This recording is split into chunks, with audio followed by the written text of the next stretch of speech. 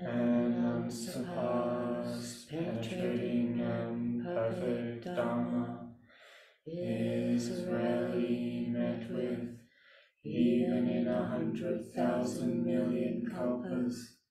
Having it to see and listen to remember and accept, I vow to taste the truth of the Tathagata's words.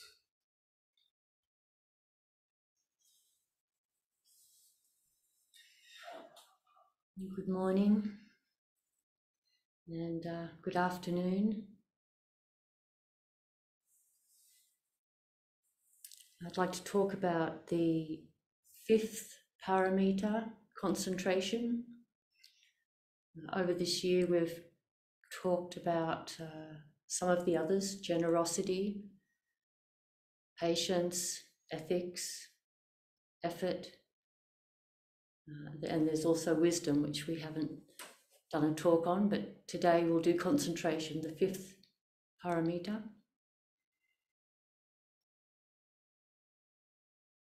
And concentration in many ways is the foundation of our meditation practice.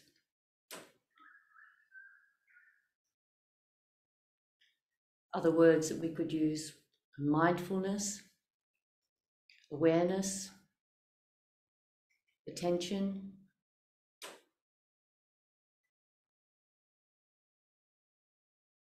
Sometimes the paramitas translated as the meditation paramita.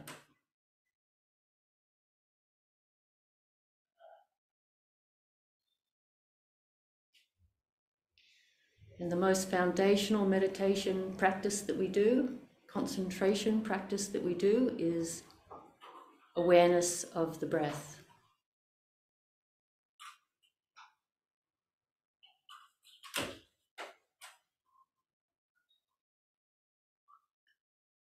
It's this amazing gift that we have, that we can access the breath any time we want. We can access our breath. It's always there for us. It's like a miracle that no matter what is happening, we can turn our attention to the breath and just breathe in and breathe out.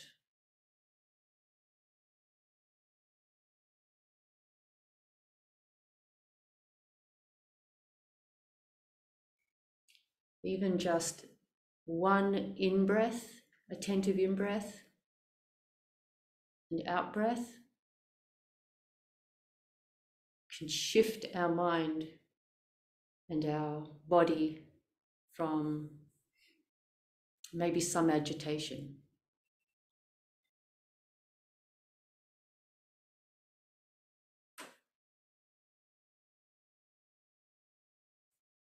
Just that attention to one in-breath, one out-breath can help us not do harm.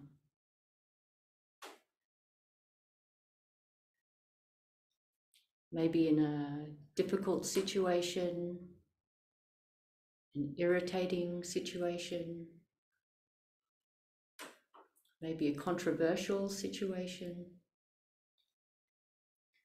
where our mind is starting to speed up, our body is starting to speed up, our breathing is speeding up. If we can remember just in that moment to have faith, why don't I try taking one slow breath?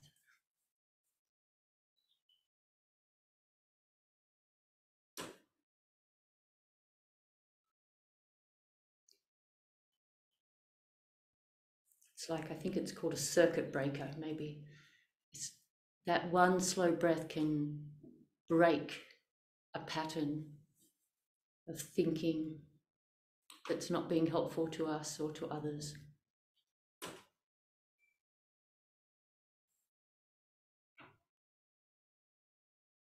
In that one in-breath and out-breath, we can cross to the other shore from sort of a dualistic us and them way of thinking, or a self-concern. In one breath, we can cross to the other shore of calmness and stability.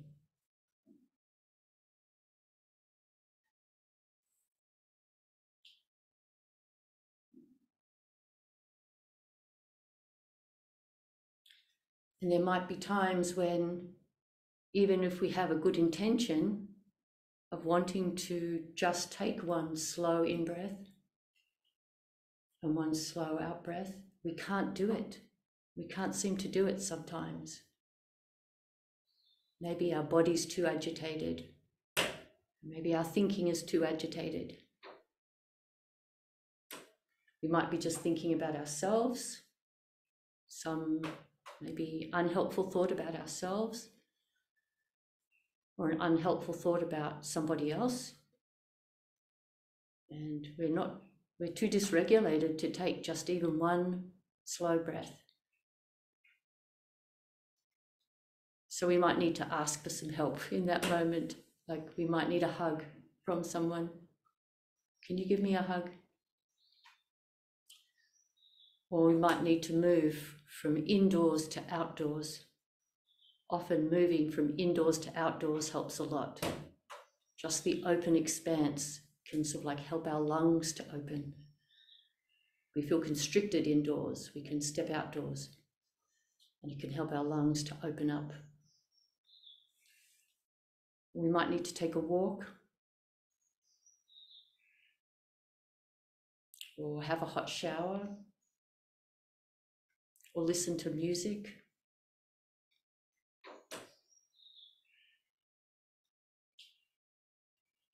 So even if we can't with our mind just simply take this one slow in breath and one slow out breath, we can have faith that we can do it with support. We just need to trust that we can do it with support, and then find the support that we need.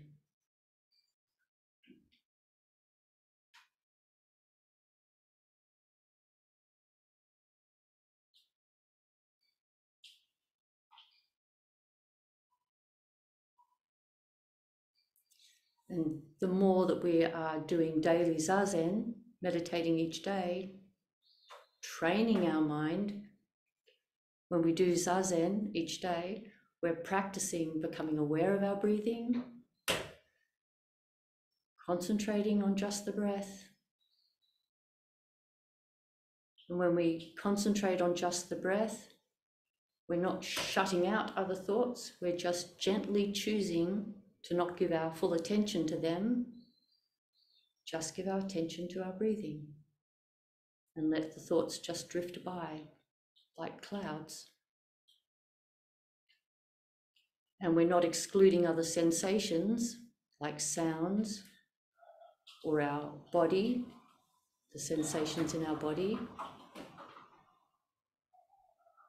And we might actually kind of do a little bit of both, of attention to the breathing and attention to sounds, and a little bit of body scanning, checking that our muscles are relaxed but awake. We might move between those. We are training our mind to choose what to give its attention to.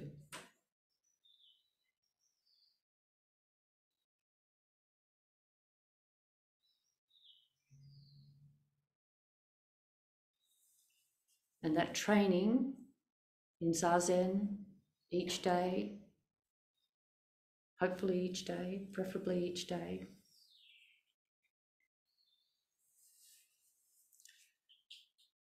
then translates to moments in our daily life when we find that our breathing has become a little shallow, our thoughts are moving a little rapidly,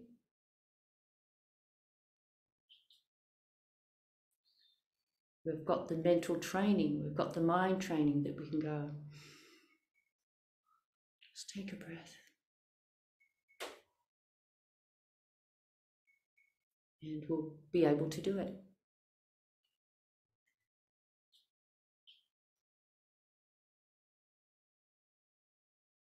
Many times throughout the day, we can bring our attention to our breathing and just take a breath, sort of reset.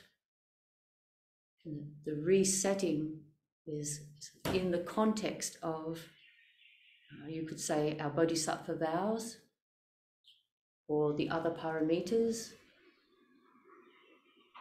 The reset is within the context of our overall aspiration to be of benefit in the world. At the very least, we don't want to do harm. But maybe we also want to be of benefit.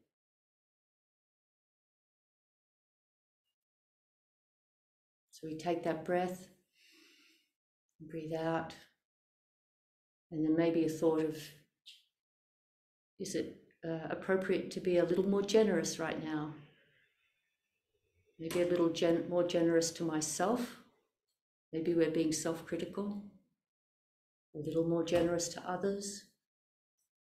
Maybe we're being a little stingy with our thinking about somebody else.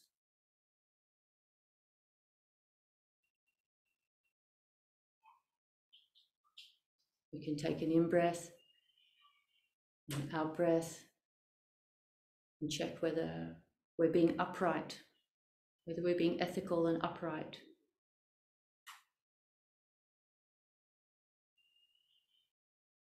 I found a t-shirt in my drawer the other day that I didn't recognize. And then I thought, oh, well, I'll just keep this t-shirt, I suppose. I don't know where it came from. And then I thought, oh, actually, no, maybe it's my daughter's t-shirt. So I went into the house, is this your t-shirt? And she said, yes, I gave it to you. Oh, okay, thank you. It was just a little moment. It was just a tiny little moment. But it felt nice that I didn't just kind of take a slightly lazy attitude, like, oh, I don't know about this t-shirt, I'll just keep it and just wear it. It was just a nice little exchange. So little tiny ways we can take an in-breath. Am I being upright?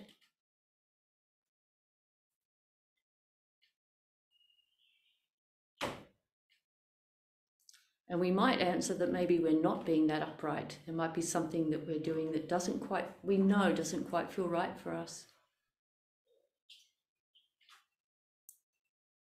And so we can take a few more breaths and just trust that that process alone, just the paying attention to our breathing, will help us resolve whatever slight dilemma is that we may be having.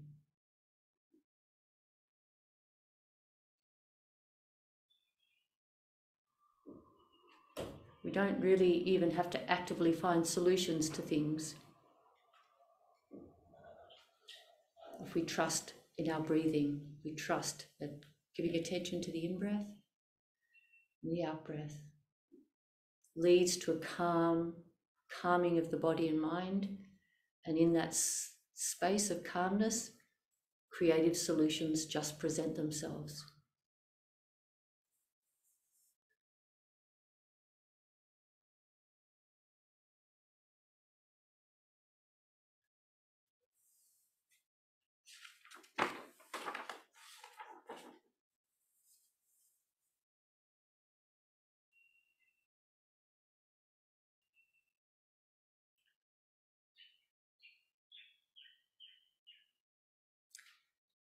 The other day, I saw a documentary about mountain climbing.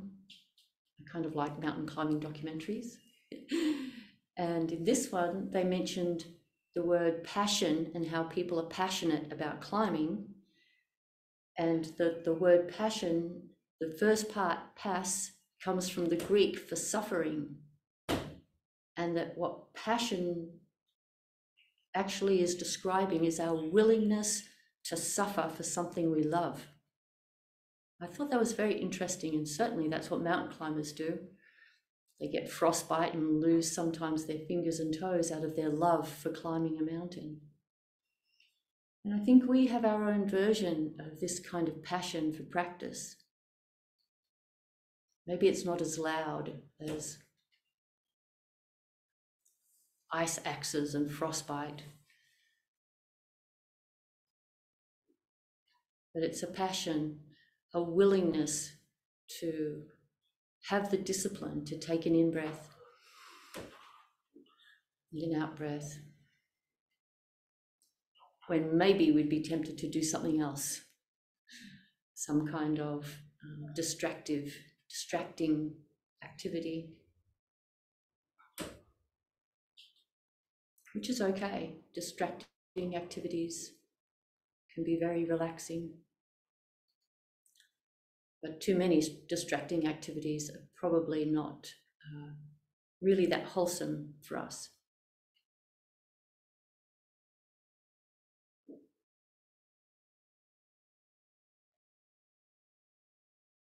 Even to do morning zazen, to get up and do morning zazen, requires often just a little bit of pain, a little bit of sacrifice, a little loss of comfort to get up and do that.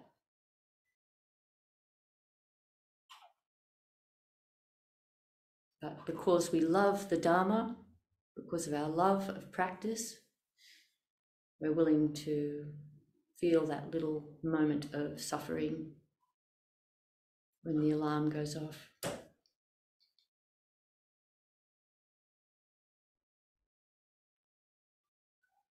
Or the little discomfort to stay put in our seat when a thought flashes into our mind that we could get up and go do something. Just have the discipline, just stay. Sit for the 30 minutes or the 40 minutes.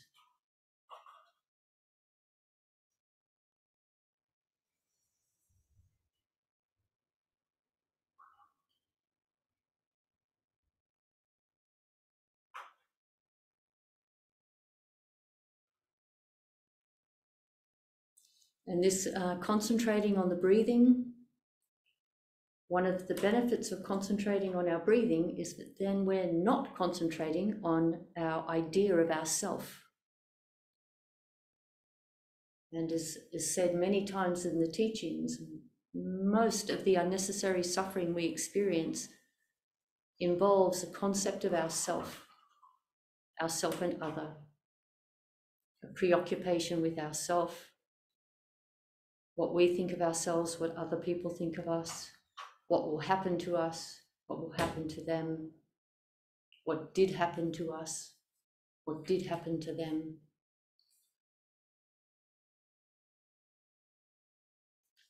Attention to the breathing relieves us of self-concern.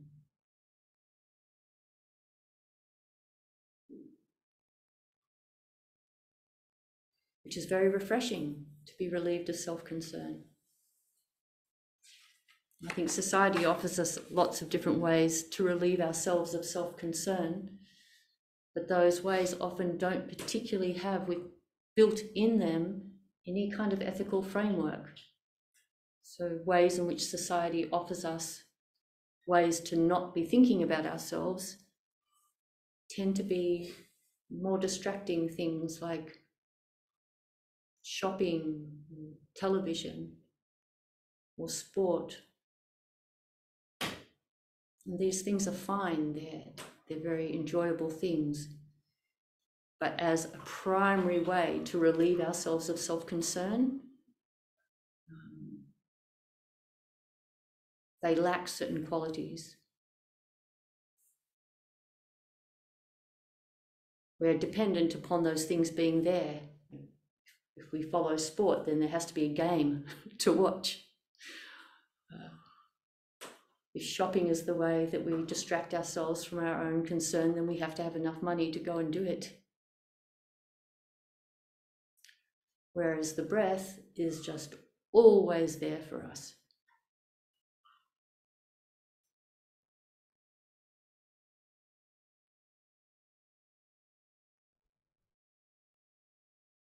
It's a gift that is always there for us. Even when it's slightly hard to access, if we have faith that we can access it, we can look for the support that we need to access it. Like a hug, or going outside, or a hot cup of tea sometimes can help calm the breath. Just the process of drinking warm tea soothes the body, and then we can get in touch with our breathing.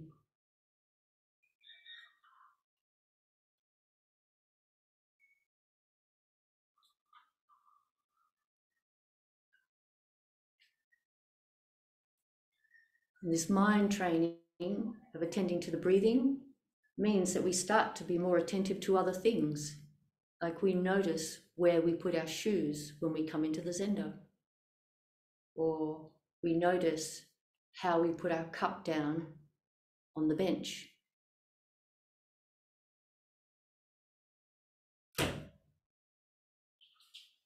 Or we notice what somebody says to us. We give our attention to the person speaking to us. Give our full attention. In the same way that in Zazen we give our full attention to our breathing, in conversation we give our full attention to the person we're talking to. So it translates into being able to concentrate on whatever is in front of us.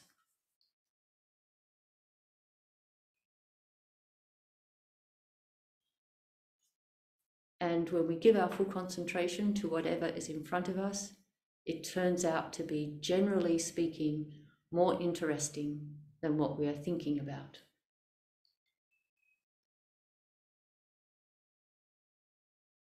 I say generally speaking because sometimes we might be thinking about the Dharma and it's actually really interesting.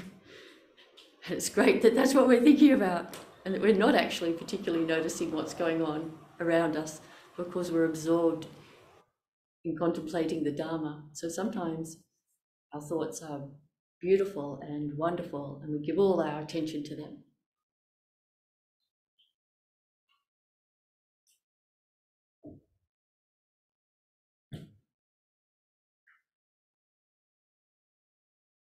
And sometimes we need to plan, or sometimes we might need to reflect. And even though those things are about the past or about the future, we can wholeheartedly do them in the present with a clarity that that is what we're doing. Right now, I am planning. Right now, I am reflecting.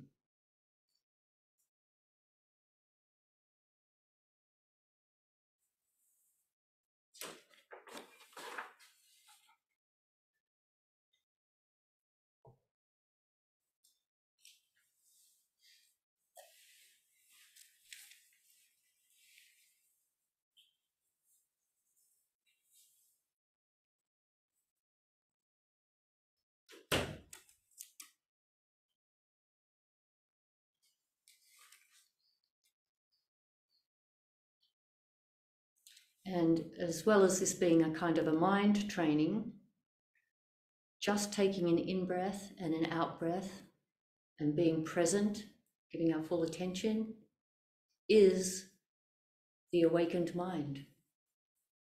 It's not just a mind training, it is being awake. It's an embodiment of all the teachings. To breathe in and breathe out for the benefit of all beings. We can also use the breath as an object of contemplation. We can observe with the breath that it's always changing. The breath is never still. We can notice how it's always moving, just like everything else in the universe. We can use it as a focal point for examining the teachings. So the teachings on impermanence and flux and change, we can observe that in the breath. We can also observe in the breath, with the breath, that there really isn't an inside or an outside.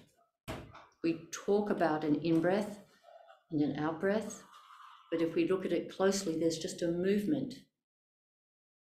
It's just a movement, and we have this convention of where we decide the inside and the outside is, but there's really no inside or outside. There's just this movement. We can also let the breath help us reflect on the teachings of cause and effect. We notice in ourselves that we sit there and then we make this choice. Now I need to breathe in. And we use the muscles in our diaphragm to breathe in. And then we have this feeling in the body, now it's time to breathe out. Like our body can tell that the oxygen has been taken out of that breath into the blood, and now we can breathe out. We can use the breath to think about cause and effect. And actually how beautiful cause and effect is. How all life is dependent on cause and effect.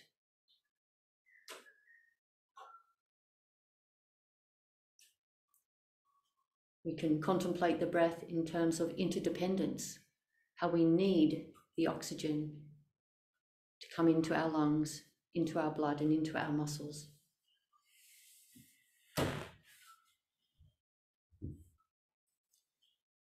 So concentrating on the breath is a mind training, an expression of the enlightened mind, and a way to contemplate the teachings. So it's all there, right there, just this simple breath.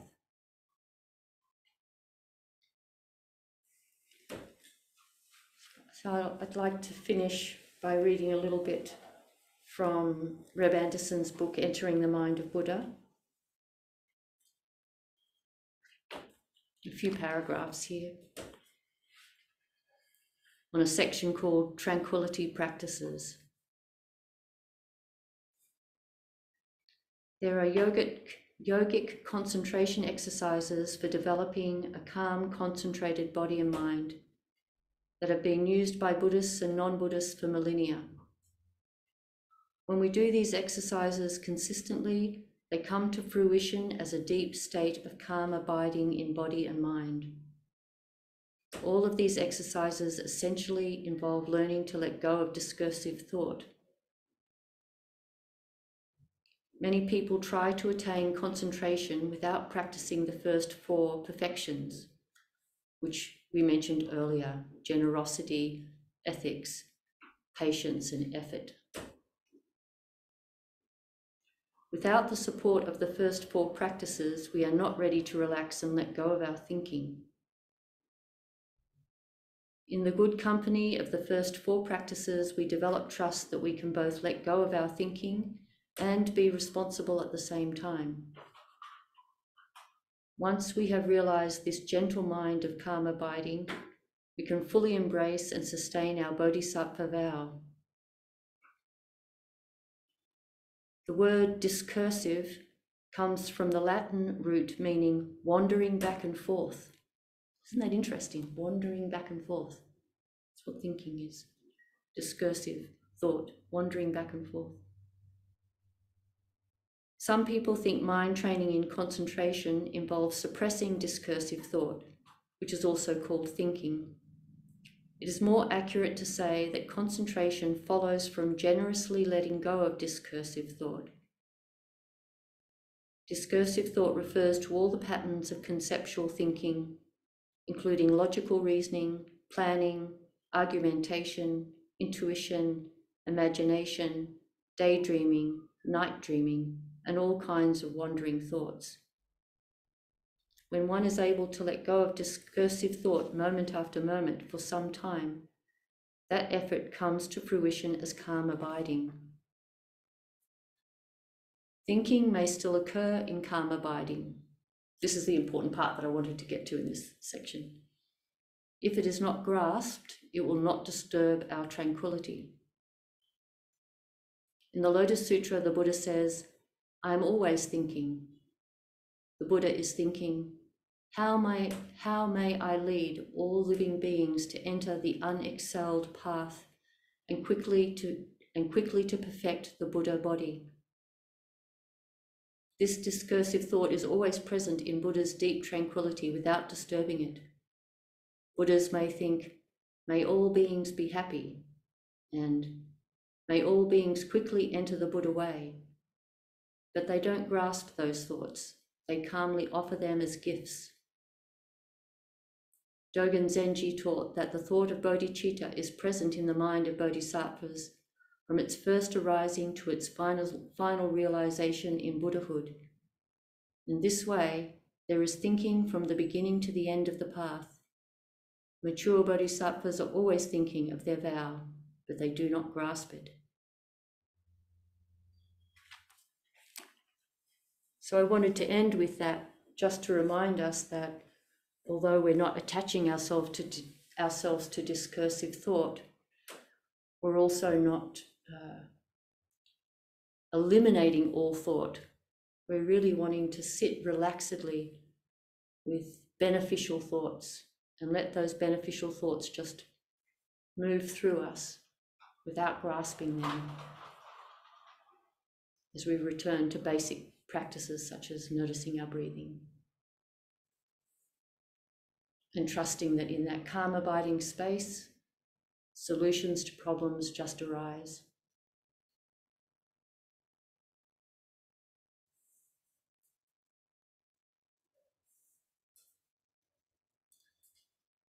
So I'll finish there.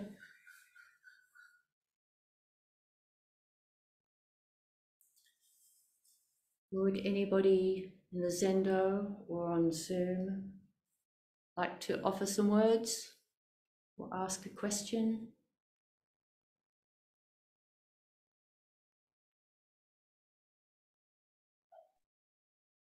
Hi, Nettie, this is Kai. Hi, Kai.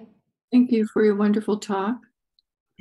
I think breath, other than the fact that it keeps us alive, is the most important thing that anyone can do to stay grounded and centered in our daily activities. And I was thinking about all the activities that we do that doctors and other, I'm sorry, but my dogs are expressing their breath at the moment. They're all barking.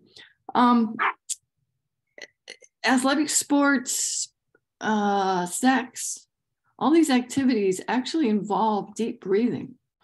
And so when people talk about, well, this is what I do to relax, or this is what I do to stay centered, it's usually an activity that includes this kind of breath, but it's not as conscious as what we do in Zazen.